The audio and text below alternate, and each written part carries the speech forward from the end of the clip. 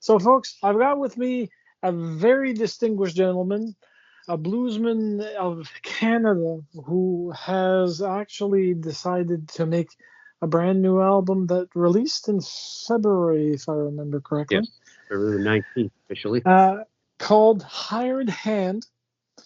And I can vouchsafe that the album is worth the listen from start to finish, and it's well curated too, because three-quarters of it is, if not entirely your own, if I'm not mistaken. It's entirely is. Yeah. So tell me this, how long have you actually been playing music? Because I went back as far as 2006 for albums. Right. But you probably were doing something way before that. So can you tell us a little bit more about you? Yeah. 1975, I guess, I started gigging when I was in high school on the weekends, playing dances and legions and taverns. And then, through high school, I didn't quite make it, but then after high school, I started touring with folks, out in Nova Scotia here. It's been constant. And then moved to Ottawa a few times and constantly playing, then moved to Toronto for about 9.5 years, then moved back home, and it's 45 years later, here it is. The fun thing about this is that the fact that you're in Nova Scotia, it makes all the difference, because I've met some of the folks that actually do their gigging around the provinces. But your album itself is to say the least, it's a big jump from 2006 to now. The sound quality, the lyrics, the actual music, all syncopating together and coming into a beautiful, harmonious earful. Now, when did you actually sit down to start creating the album? Well, some of them, the songs themselves have been, I guess, since 2000 and, beyond 2006, 2011. I guess the songs on this record probably have been around, not all of them, but some of them have been around, I don't know, for the last 5 years. Some of them were written closer to the album being made. Okay. And the album was started a year and, I don't know, a year and 4 months ago or something like that. Okay. So it took a little bit of time. Well, that's okay. It's out now. It's available for people to actually peruse, listen to, and purchase. From what I understand, is it a single album, a solo album? It's a solo album. Yeah, man, that's it. Those how many songs? 12. 11. I can tell you. 12. Yeah. 12. Ending with Cajun Soul. The first one is Steps to Gumbo, which I actually enjoy very much. Yeah. That song's been around for a little while. It was actually recorded by a trio that I play with here that the piano player sang. Okay. It was my tune, but then I decided I got to do it myself, of course. Okay, so now, if I remember correctly, doing research was kind of fun, because multiple avenues to actually research. But you sing, you songwrite, you do percussions, and I'm missing one. I'm a drummer / percussion, if you want to say that. Okay. And then I play my guitar. I accompany myself on guitar and sing my tunes. Yeah. Oh, wow. Okay. So do you use any loops, or is it? No, man. No, just play. So it's like Steve over in Ontario, where you're doing a one-band band. Yeah, no, man. No, I toured with, I sometimes tour with Matt Anderson, and I play drums for him, right? And we did a couple of shows a few years back with Steve Hill in Montreal. And, it's become a popular thing to do that thing, but he's one of the best, man. He's, really he really is. No, I don't do that. No? Okay, so you basically just... If it's my gig, I can sing behind my kit, which I have done. Okay. But I basically, lately it's been a band or trio, duo, and I just play my guitar and sing. And then, I found this young drummer guy that I really dig, and he's delved into my stuff. Yeah. Nova Scotian bred, I'm assuming, or Nova Scotian living? Yeah, both. Both. Okay, so who's the drummer and the drummer on me on the album? Okay, but right now, if you're doing a gig, is it you and two other people? It depends if it's two other people. If it's a full band, it's which has only happened a couple times. It's a young guy named Jordan Murphy who plays with Adam Baldwin, actually, and other folks around here too. Really great player. Yeah. So I'm surprised. I'm kind of surprised that you actually prefer the percussion side of things when it comes to your music, because it's almost like Phil Collins, but the music is anything but. So how did you manage to make it work for you in regards to singing and playing percussions? Oh man, you know what? I really don't know.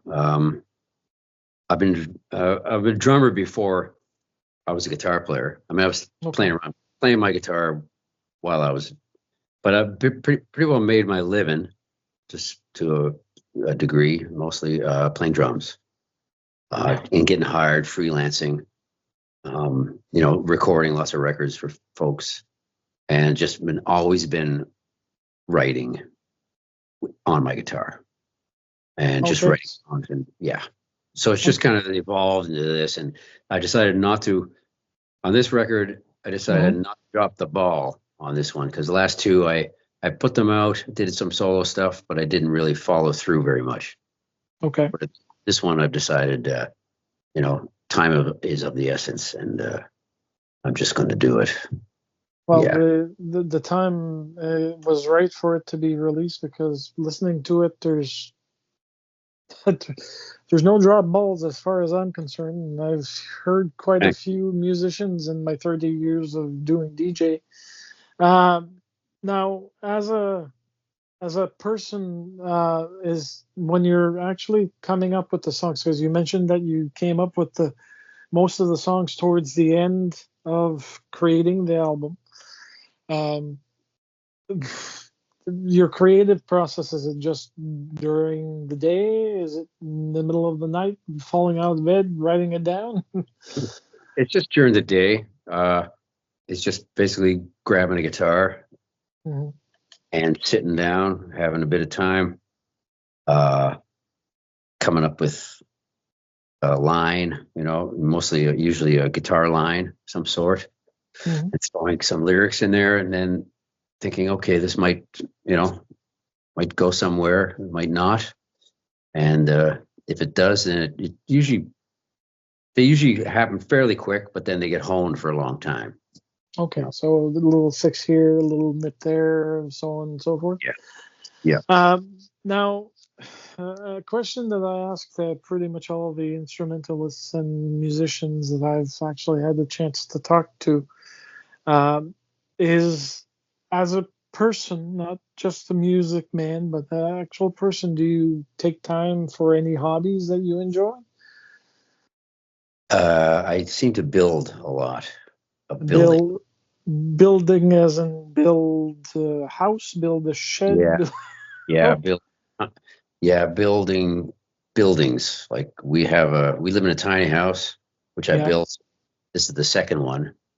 Not one that's on wheels or anything. It's actually like on piers and stuff. And then where we live now, I'm actually on, I believe is maybe the 6th or 7th building on the property. So you guess you could call that a hobby. Well, it's quite a hobby. It's a passion for most, and I have a feeling that it's probably a passion for you too. Yeah, I That think and so. your music. Um, and one I draw as well. That's another that's been going on forever. And I actually you have a drew. publishing. Yeah, I have a publishing deal. I'm just in the process of putting my drawings out into a book. What kind of drawings? They're just black line drawings. Okay, Kind of, so kind of, kind of, kind of Frank Miller-ish type of. kind of. I don't know what. Well, they're just very simple, kind of crazy scenarios and creatures and things. I don't know how to describe it, man. That's okay. I'll be looking forward to actually seeing it once it's available in Yeah. stores and whatnot. So let's see. He's a musician. He's a singer. He's a percussionist. Well, a drummer, guitar player, and a drawer, and I'll say carpenter because it's the closest fit to what you actually do with building houses. Is there anything you don't do? Oh, lots, man. All kinds. That's a Kayak lot. too. We do a lot of kayaking around here, so that's a Oh, really? Sea kayaking, I'm assuming? yeah, yeah. Okay. Well, where are you at now in the community-wise in About Nova Scotia? yeah, about an hour south of Halifax, down the South Shore, so towards what you may maybe Lunenburg way, Chester. Yeah, Yeah, I've it's been there once or twice actually, Lunenburg, and then a little beach halfway between Lunenburg and a fort, which I can't remember where. yeah. There's quite a few beaches, man. There's a lot of people don't think of Nova Scotia having sandy beaches, but we got a lot. They actually do more than I actually expected, but they're also not publicly marked per se. Like True. there's no signage saying beach way here because they don't want the traffic. They don't want people to clog side roads and become a nuisance. Yeah, That would be the gotta know where they are for sure. New Brunswick. Not that much of a difference. There's beaches that you can get access to. There's Parley. There's Murray Beach, which is off of a campground that they've got a coastline area for people to actually go and just have fun on the beach. Right on. Yeah, but it's paid. Right. Oh, yeah. It's paid because they have to maintain it and they have to have some form of, I guess, security in regards to who decides to go there. Right. So coming to from you in Nova Scotia to your personal life and everything else that goes around it. What's your favorite food dish? Mm-hmm. You know what I just ate tonight? What? Beans and wieners. It's a favorite for many people, so it really depends on what you feel so like. it's one of my favorite. Yeah, I don't know. Food, man. Well, gumbo, obviously, with the 9 Steps to Gumbo song. You know, that's one of them. That's for sure. And I make a good one. I can imagine. I And haven't had jambalaya is one of my favorites, but I can't make it for the. If somebody had a gun to my head, I'd end up probably collapsing in the bowl. But I cook roasts more than anything else, like chicken, beef, pork, yeah. all together, and then veggies either in or out, depending on the situation. Yeah. Nice. Yeah, we eat all kinds of stuff. I usually have like some kind of stir fry for breakfast. And we eat a lot of pasta, you know, just simple ones, olive oil and garlic. And Oh, nice. yeah. So it's just So like basically, we do eat really well, actually. well, that shows in the creative side of your music. So, is there anything you'd like to add to the interview before we decide to call it off as an evening? Well, I could say, maybe I should say who the musicians are on the record. Yes, please. So Glenn Pascha, he produced it and played the keyboards, the V3 organ, the Wurlitzer. He's a big part of the record. He's out with Bonnie Raitt right now. We've become friends. We play together sometimes. Mm-hmm. The bass player, Tom Easley, upright bass player, he's on a lot of tunes. I play with him quite a lot around here. He's the first call jazz guy in Halifax here. The guitar player is Kevin Bright from Toronto. Joey Landreth from Winnipeg from the Brothers Landreth. And Colin Linden are playing on it. Mike Farrington, the other bass player from here, is on a tune. Zev Katz out of New York is playing bass. Amy Helm is singing on one of the tunes with me. Levon's daughter. Yeah, Amy. I saw her at a few years ago when she came to Fredericton for the Harvest Jazz and Blues. Yeah, man. Yeah, she was great. I think. So I've done a couple of gigs with her and I've been on a couple of records that she's also sang on. So mutually, Glenn, the producer, he's in a band called Ola Bell. Which Amy's in as well. So it's a band that's been around for about 20 years out of New York.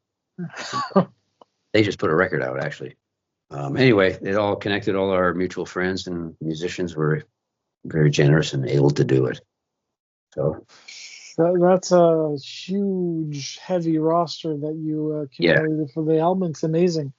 I'm quite happy that you actually decided to do this, because otherwise I wouldn't have known anything about your own career and your adventures. Yeah, man. Well, I'm just thanks for doing this, man. I'm just trying to get it out as much as possible. It's a weird world right now, of course, music-wise as well. But weird or not, music is eternal. Once it's recorded, once it's done, usually there's people that follow in the same footsteps eventually, and then they decide to have their own towpath that they actually foray in the forest of a crazy world. So that's it, folks. This was Geoff Arsenault, a fabulous man, and as you've heard, he's had quite an adventure doing his album, and quite a bevy of friends in regards to the music world. So if you want to get more information about him, he's available on Bandcamp.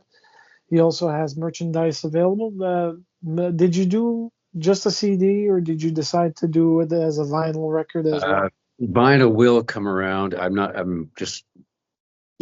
will. Probably, hopefully in the next few months, I'll have some vinyl. CD, and it's not available yet on all the major streaming services. There's a couple things that are cooking, maybe, that I'm just waiting on before it gets sent out there. But it is, yes, like you say, Bandcamp through my website as well. So. Okay, so folks, you can actually encourage this gentleman into becoming actually well known by doing your part and actually spreading the gospel of Geoff Arsenault. Yeah, man. John D.S. Adams. John D.S. Adams here in Nova Scotia. He's the engineer and mixer of this record. And you say that he captured your voice quite well. Yeah. He knows what he's doing.